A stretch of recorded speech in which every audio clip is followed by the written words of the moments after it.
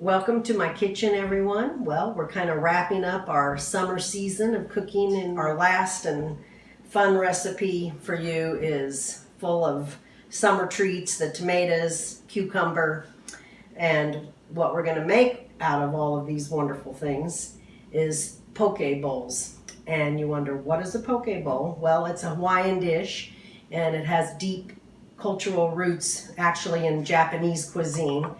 And it actually means cut into pieces. Poke means cut into pieces. So usually the traditional poke bowl is used with rice and a variety of vegetables and tuna cut into strips or cubes and put over the top. And accompanied with various vegetables and other Japanese seasonings. So I'll introduce you to all of those things today, and we'll get started and we'll make our poke bowl. So the ingredients we have today to make a poke bowl are tomatoes, and we have our jasmine rice. We're going to use cucumbers, sesame seed. We have a great interesting sea vegetable called wakame, and I'll show you how to reconstitute that. And we're going to make a delicious sauce with kelp powder, ginger powder, garlic powder, toasted sesame oil, soy sauce, some plum vinegar, or you could use rice vinegar if you choose. And we'll make that into our luscious sauce that we're going to marinate our tomatoes with, because we're going to make a vegan tomato tuna sashimi dish. To make the tomato tuna sashimi, we have to cut just a very small cut into the skin of a beautiful fresh tomato, and we're going to go ahead and boil this because that's going to help release the skin of that tomato. And this will, you'll start to see the skin curl up within probably about 1 minute. The tomato has been boiling for about a minute, and you can see how the skin is beginning to come away from the flesh. Now we're going to blanch this in ice water for, again, about another minute. So the skin can easily be peeled at this point from your tomato.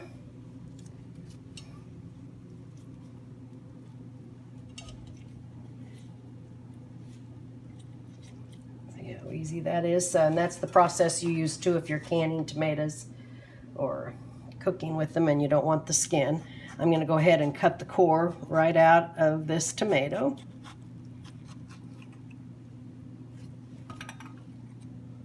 And I'm going to cut this tomato into about 1-inch wedges or so. And then I'm going to take the seeds from the tomato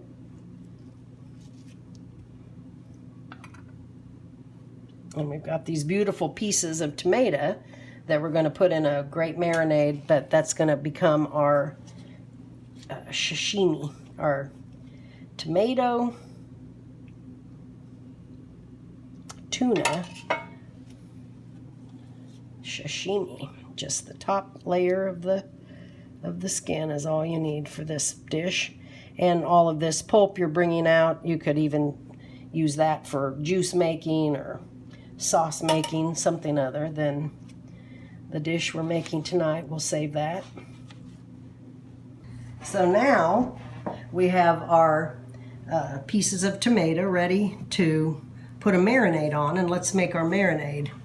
And this is the part that turns it into something that tastes very similar to tuna. And of course, poke bowls can use all sorts of other proteins, but today, like I said, we're making this a vegan dish. So we're going to turn these tomatoes into something that tastes like tuna. So I've got 2 tablespoons of soy sauce here, 2 tablespoons of toasted sesame oil, and I've got a fun vinegar for you to try this time. You all got this in your kits. This is plum vinegar. You could use rice wine vinegar. You could use any vinegar of your liking. But this one we're going to try. This will give us a nice sour taste. Plum vinegar is a very well-known Japanese vinegar. So we're going to use a tablespoon of that, as well as a tablespoon of kelp powder. Now that's something you may or may not be familiar with, but very high in all the minerals. It's a dried sea vegetable, and this particular one is, besides being dried, is then made into this wonderful powder, and it'll make things taste like fish. And then we are going to add our ginger powder and garlic powder.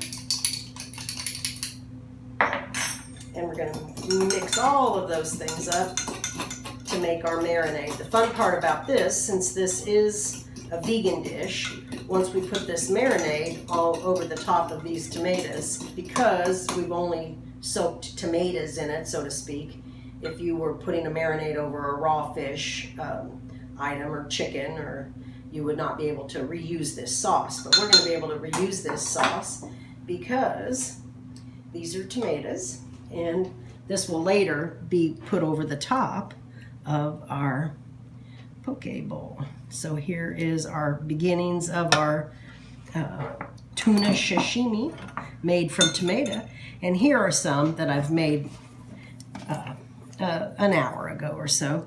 Once you make them, go ahead and place these into the refrigerator and let them marinate for, you know, an hour, and then you have some beautiful, beautiful pieces of tomato tuna sashimi.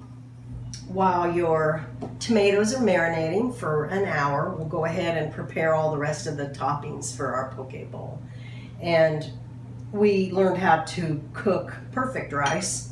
This is Jasmine rice when we did our stir fry and served it over some beautiful Jasmine rice. So I've already made the rice. I hope you are making rice every week at home. So our other toppings today, I kept the skin on these organic beautiful cucumbers, and I just, since poke means to cut into cubes, I decided to cut the cucumbers into cubes. And so I've cut, you know, them in half, and then I'm slicing each of these halves into, about 1/4 inch pieces. And then I'm cutting these into strips from there. And then we're going to use those strips and dice those, and that beautiful green will be a nice contrast to the red color of your tomato sashimi. And then I'm going to show you how to toast some wonderful sesame seeds, because we're going to end up topping the whole thing with toasted sesame seed, and that'll pair nicely with the sesame oil we used in the marinade, and then that becomes the topping. So another one of the toppings that we're going to use this time is this great sea vegetable called wakame, and we're going to reconstitute it. Well, most seaweed is harvested, of course, from the ocean and then dried in the sun, and you get a salty taste with sea vegetables, and of course they're full of minerals because our ocean is full of minerals, and so we get to enjoy all the minerals from the sea when we're eating seaweed. So we'll see what this wakame looks like as it soaks in water, and it will then reconstitute and puff up, and we'll put that as another one of our toppings. So let's go ahead and toast some sesame seeds for the last touch on our poke bowls. We're toasting sesame seeds here, and I have washed these and they have dried for, you can dry them on a plate or some paper towel, what have you. I'm using one of my favorite pans here. This is a cast iron skillet. You can use other pans. The thing about toasting any seed, but in particular sesame seed, you can see how small, how fine they are. And you do not want to leave this toasting process alone. They will burn very, very quickly and can't use them if they're burned. So we're heating up this cast iron skillet on a high temperature, and I'm stirring constantly. And pretty soon, it won't take too long, you're going to hear a little bit of some popping of the whole of that sesame seed.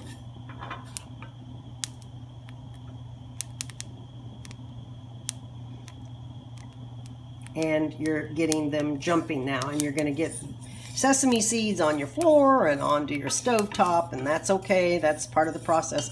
It's kind of like when popcorn is popping.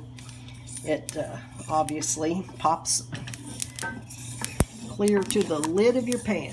Now this one we aren't going to put a lid on because it's just one of those things you got to really watch, and you got to keep stirring. And I like to do a figure 8, and then I also like to go around the edges. The edge of the pan also heats up as the bottom is heating up, so if seeds get stuck there at the edge, they get extra done. So you want to always kind of make sure you're taking care of those seeds around the edges of your skillet. And let's see how toasty brown they're getting. Takes not too long. I mean, for a batch this small, you know, you're only going to be toasting them for probably, again, about a minute or two at the most. Let's listen. Look how nice and golden brown those are. I think we are right there with our sesame seeds. So let's assemble this beautiful poke bowl, and we're gonna cut this tomato, tuna, sashimi into more bite-sized pieces. You could leave it in pieces like this and lay it over the top of your rice bowl, or you could use this to make sushi. You know, doesn't it look like tuna?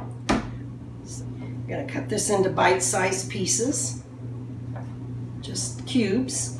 You know, it would look nice with the cucumber we already cut that way.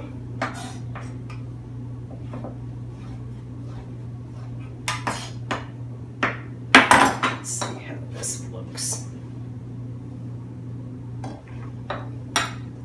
And this poke bowl is so fun because it's the perfect combination of cooked food, raw food, cold food. It's just got such a nice variety. It's a comfort food for sure, and it's, you know, extremely healthy, whether you're eating a fish version or our nice vegan version right here. It's a very healthy dish. And how refreshing is that? Doesn't that look beautiful? Now let's get some of our cucumber and put it on.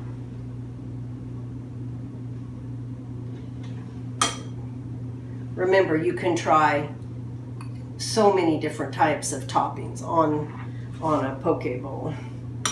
You can use a fried egg on the top to decorate. That's quite a traditional item used in poke bowls. And remember that wakame, that how small and dark black it looked and appeared before we reconstituted it.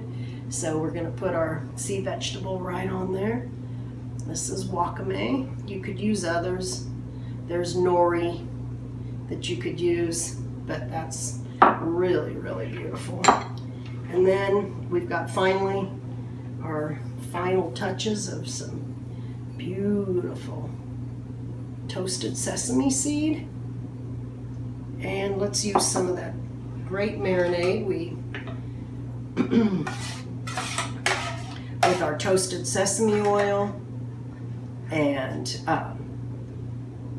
tamari soy sauce, the plum vinegar, and our beautiful spices. And that sauce goes right over the top. And you could even use a bit of your kelp that you got in your kit and sprinkle that just right over the top.